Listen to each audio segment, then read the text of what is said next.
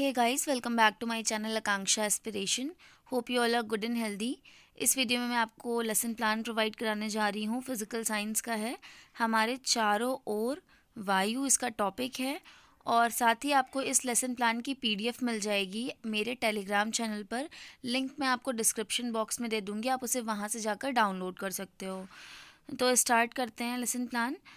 सबसे पहले आप क्या करोगे, इसमें विषय लिखोगे विज्ञान। उप विषय आपका जो टॉपिक है वही लिखना है, हमारे चारों ओर वायु, या फिर आप इसे प्रकरण करके भी लिख सकते हो। फिर ये क्लास 6 का टॉपिक है तो कक्षा 6 लिखा हुआ है। समय अवधि आपका 35 से 40 मिनट। आपके कॉलेज में जैसा बताया जाएगा आप उतना उसके अकॉर्डिंग लिखिएगा, 35 या फिर 45 या 40। फिर डेट पड़ेगी। साथ ही यहाँ पे आप छात्राध्यापिका का नाम और विद्यालय का नाम या फिर छात्र अध्यापक का नाम भी आपको ऐड करके लिखना है। फिर आपका क्या स्टार्ट होगा, सामान्य उद्देश्य। जो आपका सामान्य उद्देश्य है इसमें आप क्या लिखते हो, ये सब्जेक्ट स्पेसिफिक होता है। इसमें आप क्या चाहते हो कि बच्चों में ऐसा क्या नॉलेज आ सके, उनके सब्जेक्ट से रिलेटेड वो क्या चीज़ें उनके अंदर आ सकें, क्या ऑब्जेक्टिव है आपको इस लेसन प्लान के थ्रू आप क्या सिखाओगे। तो इसमें क्या है, विज्ञान के विभिन्न प्रयोगों से अवगत कराना, मानसिक शक्ति का विकास करना, विज्ञान के तथ्यों एवं नियमों का ज्ञान प्रदान करना, वैज्ञानिक दृष्टिकोण का विकास करना। फिर आपका विशिष्ट उद्देश्य आता है जो कि टॉपिक से रिलेटेड होता है। और इसमें आप क्या करते हो, टॉपिक बच्चों को जो टॉपिक से रिलेटेड जो भी इम्पोर्टेंट आप चाहते हो, जो ऑब्जेक्टिव्स हैं जो आपने सेट किए हुए हैं वो आप यहाँ पर लिखते हो। जैसे बच्चे क्या जान पाएंगे उस टॉपिक से रिलेटेड, उसके बारे में यहाँ लिखते हैं। जैसे वायु में उपस्थित गैसों के नाम बता सकेंगे बच्चे, ऑक्सीजन के महत्व को जान सकेंगे बच्चे, वास्तविक जीवन में अपने अध्ययन का प्रयोग कर सकेंगे, धूल के कणों की उपस्थिति को दर्शाने योग्य हो जाएंगे। फिर क्या है, सहायक सामग्री। आप जिस भी सहायक सामग्री को लेकर जा रहे हो बच्चों को एक्सप्लेन करने के लिए ताकि उनको अच्छे से समझ में आ जाए, उसके बारे में यहाँ पे आपको लिखना है। जैसे है फिरकी, वात सूचक, बाल्टी एवं छोटा और बड़ा गिलास। उसके बाद पूर्व ज्ञान में क्या लिखोगे, प्रस्तावना प्रश्न से पहले हम पूर्व ज्ञान पूछते हैं बच्चों से, उनका अटेंशन सीख करने के लिए और जानने के लिए कि उनको इस टॉपिक से रिलेटेड कितनी चीज़ें पता है या फिर क्या उनको नॉलेज है। तो यहाँ पे पूर्व ज्ञान मैंने लिखा है, छात्र वायु से संबंधित सामान्य ज्ञान रखते हैं। तो बच्चों को मतलब हमको इतना पता है कि हाँ बच्चे जो है वायु के बारे में थोड़ा बहुत जनरल उनको पता है, बहुत ज़्यादा डिटेल में चीज़ें नहीं आती हैं। तो यहाँ से आपका जो पूर्व ज्ञान परीक्षण लिखा है या फिर आप इसे प्रस्तावना प्रश्न लिख सकते हो। अगर आपने मेरे प्रीवियस वीडियोस देखे होंगे तो मैं यहाँ पे उसे वो प्रस्तावना प्रश्न लिखती हूँ, यहाँ पे आप चेंज कर सकते हो इसको। फिर ये प्रश्न उत्तर है कि ऑक्सीजन का हमारे जीवन में क्या महत्व है, बच्चे बताएंगे। श्वसन क्रिया में सहायक होता है। फिर आप पूछोगे क्या आपने कभी वायु को देखा है, वो कहेंगे हाँ नहीं, जो भी उत्तर करेंगे।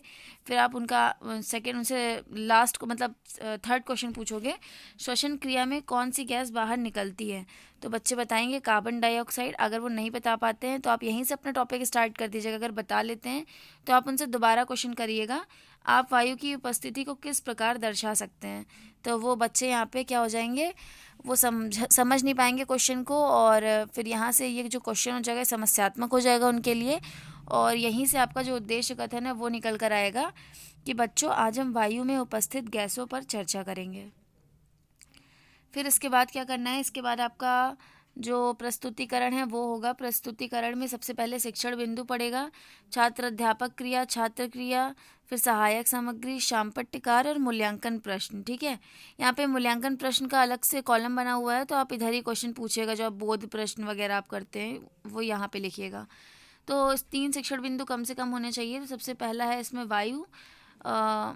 वायु के बारे में जो है क्या करोगे, आप बताओगे बच्चों को। तो इससे पहले आप क्या करोगे, कुछ क्वेश्चन पूछोगे, बच्चे उसका आंसर करेंगे। उसके बाद आप जो है अपना टॉपिक स्टार्ट कर दोगे, एक्सप्लेन करोगे। ये पूरा एक्सप्लेनेशन है, मैं एक्सप्लेनेशन मतलब मैं पूरा पढ़ूंगी नहीं क्योंकि बहुत ज़्यादा फिर वीडियो बहुत लंबा हो जाएगा। तो आप इसको देख लीजिएगा, चाहो तो स्क्रीनशॉट ले सकते हो या फिर डाउनलोड भी कर सकते हो। बच्चे क्या करेंगे, इस टाइम छात्र स्वयं प्रयोग करते हैं। और सहायक सामग्री आपकी है प्रदर्शन विधि। और शामपट्टिकार में आप लिखोगे जो भी चीज़ें आप ब्लैक बोर्ड पे लिखोगे, वायु, फिरकी, वात सूचक जिसके बारे में आप बता रहे हो वो सब। फिर जब ये पूरा आप एक्सप्लेन कर दोगे तो क्या करोगे, यहाँ पे मूल्यांकन प्रश्न आप दोबारा से पूछोगे कि वायु की उपस्थिति का प्रमाण क्या है।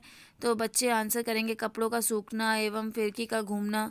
फिर दूसरा क्वेश्चन आप करोगे, उसका उत्तर करेंगे। अगर वो नहीं दे पाते हैं उत्तर तो आपको दोबारा से एक्सप्लेन करना होगा उनको। फिर यहाँ से आपका दूसरा शिक्षण बिंदु स्टार्ट होगा नए विकासात्मक प्रश्न के साथ। तो पहले विकासात्मक प्रश्न पूछोगे कि श्वसन क्रिया में कौन सी गैस बाहर निकलती है। बच्चे बताएंगे कार्बन डाइऑक्साइड। फिर आप कहोगे ऑक्सीजन कहाँ से प्राप्त होती है। तो बच्चे आपके बताएंगे कि पौधे के द्वारा ऑक्सीजन की प्राप्ति। फिर नेक्स्ट आप पूछोगे ऑक्सीजन की उपस्थिति किस प्रकार प्रमाणित की जा सकती है। तो ये समस्यात्मक हो जाएगा। और विधि प्रदर्शन विधि चल रही है आपकी। शामपट्ट कार्य में आप वायु के बारे में थोड़ा एक्सप्लेन कर सकते हो। मूल्यांकन प्रश्न में आप क्वेश्चन पूछ के तब स्टार्ट कर रहे हो। फिर क्या होता है, ये आपका पूरा एक्सप्लेनेशन दिया हुआ है। आपका यहाँ जो शिक्षण बिंदु सेकंड है ऑक्सीजन की उपस्थिति, वो आपका स्टार्ट हो जाएगा। ये पूरा आप लिखोगे और बच्चों को एक्सप्लेन करोगे। ये पूरा एक्सप्लेनेशन है उसका। छात्र क्रिया दी हुई है कि कार्यकलाप में व्यस्त हैं या फिर छात्र उस टाइम ध्यानपूर्वक सुन रहे होंगे, लिख रहे होंगे। शामपट्ट कार्य पे आप क्या करोगे वो लिखोगे। जब ये पूरा हो जाएगा आपका, तो आपका जो थर्ड शिक्षण बिंदु है वो स्टार्ट होगा। और इसके लिए भी सबसे पहले आप क्वेश्चन करोगे कि हम सांस कहाँ से लेते हैं। बच्चे बताएंगे नाक के द्वारा। फिर पूछोगे क्या हमें मुंह से सांस लेनी चाहिए। बच्चे बताएंगे हाँ नहीं। फिर आप उनसे क्वेश्चन करोगे क्या वायु में धूल कण उपस्थित होते हैं। तो यहाँ पे वो समस्यात्मक हो जाएगा उनके लिए। और यहाँ पे क्या हो जाएगा, यहीं से आपको जो तीसरा शिक्षण बिंदु है कि वायु में धूल कण की व्याख्या, वो यहाँ से स्टार्ट हो जाएगा। और विधि आपकी प्रदर्शन और प्रयोग विधि चल रही है। तो ये पूरा आपका एक्सप्लेनेशन है। जब थर्ड जो आपका शिक्षण बिंदु है ये उसका एक्सप्लेनेशन दिया हुआ है, इसको देख लीजिएगा आप। बच्चे क्या कर रहे होंगे इस टाइम, प्रयोग में व्यस्त होंगे और क्रियाकलाप विधि चल रही होगी। उसके बाद फिर क्या होगा, ये जब आप इतना पूरा लिख लोगे तो आपको दोबारा से बच्चों से क्वेश्चन करना होगा जानने के लिए कि उनको समझ में आया कि नहीं आया। तो यहाँ पे मैंने 2 क्वेश्चन यहाँ पे लिखे हुए हैं कि वायु में गैसों के अलावा और क्या होता है। बच्चे बताएंगे वायु में कई छोटे छोटे कण होते हैं। फिर आप उनसे पूछोगे वायु में कौन सी गैस होती है। तो वो बताएंगे ऑक्सीजन, कार्बन डाइऑक्साइड, ये सारी चीज़ें। विधि आपकी प्रश्नोत्तर विधि चल रही है। जब ये सब चीज़ें हो जाएंगी उसके बाद आप उनसे पूछोगे मूल्यांकन प्रश्न। मूल्यांकन जो प्रश्न होता है ये आप 1 वर्ड टाइप ही पूछिएगा, क्योंकि लास्ट के आपको 10 मिनट में ये सारी चीज़ें करनी होती हैं। तो ये 3 क्वेश्चन दिए हुए हैं कि वायु के संघटक क्या हैं, वायु ज्वलन में सहायक होती है, स्पष्ट कीजिए, और रिक्त स्थान भरो, वायु घेरती है। हम वायु को केवल फिलिंग द ब्लैंक्स कर सकते हैं। जल तथा मिट्टी में वायु फिलिंग द ब्लैंक्स होती है। तो बच्चे क्या करेंगे, फटाफट से इसका आंसर करेंगे। ये मूल्यांकन प्रश्न हो जाएगा आपका। और मूल्यांकन प्रश्न के बाद आप उनको होमवर्क दोगे। होमवर्क कम से कम ही रखिएगा, क्योंकि उनको दूसरे सब्जेक्ट में भी होमवर्क मिलता है। तो ऐसा रखिएगा कि कम हो होमवर्क, लेकिन ऐसा हो कि उनका टॉपिक क्लियर हो जाए। तो जब आप, जैसे आप यहाँ पे क्वेश्चन है वायु में ऑक्सीजन की उपस्थिति के लिए अन्य क्रियाकलाप को अपने शब्दों में व्यक्त कीजिए। तो जब वो अपने शब्दों में व्यक्त करेंगे तो उनको चीज़ें जब उनको समझ में आई होंगी तभी वो व्यक्त कर पाएंगे। तो इससे बच्चों को भी समझ में आ जाएगा कि उन्हें कितना समझ में आया, आपको भी समझ में आएगा कि बच्चों को समझ में अच्छे से आया या नहीं आया, क्या वो गलतियाँ कर रहे हैं, ये सारी चीज़ें। तो ये था आज का पूरा लेसन प्लान। आई होप कि आपको लेसन प्लान अच्छा लगा होगा।